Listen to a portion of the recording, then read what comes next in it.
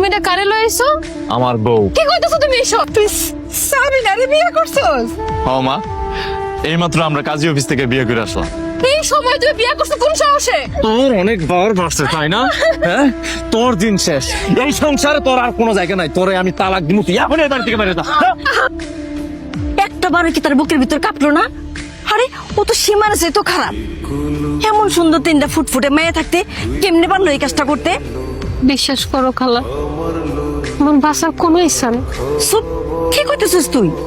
তুই মরে গেলে অজ্ঞ দেখবো কে? হর তো বাপ থাকতে বাপ হারাইছি, তোর মেয়ে দিকে তাকায় হইলো জীবনের সাথে যুদ্ধ করে তোর বাঁচতে হইব। ওরে তো বাড়ি থেকে তারাই দিছি, এই বাড়িতে এখন শুধু তুমি থাকবা। শুধু বাড়ি থেকে তাড়াই দিলে হইব? তুমি তো তারে কাগজে কলমে তালাক দাও না এখনো পর্যন্ত। কালকে যদি লোকজন নিয়ে চলে আসে?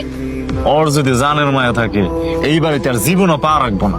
যেই ভয় আমি ওরে দেখাইছি, ও তো একদম ঘাড় ধাক্কা দিয়ে বাড়ি থেকে বের করে দিছে। এখানে একটা সই করো। আরে কি করতেছো এগুলা?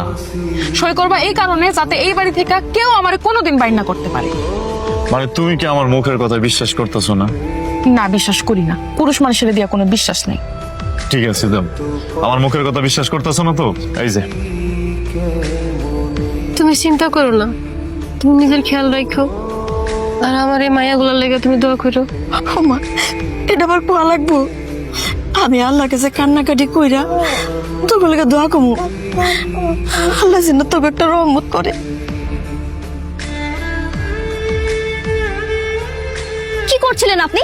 আরেকটু হলে তো আপনি মরে যেতেন। তুই কাটা বাবা তুমি? বাবা, তোর বাবা কাটা?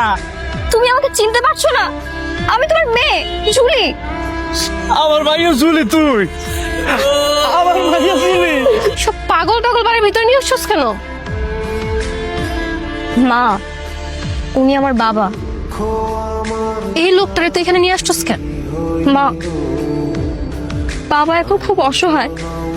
তার জীবনে অনেক বড় একটা দুর্ঘটনা ঘটে গেছে।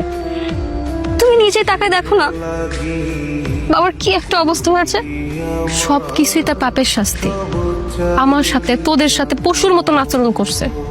তার বাড়িতে আমাদের জায়গা হয় নাই, ঘাট ধাক্কা দিয়ে আম করে বাইর করে দিছে। এই লোকটারে কেন আমার বাড়িতে আনছোস? চলে যেতে বল এখনই।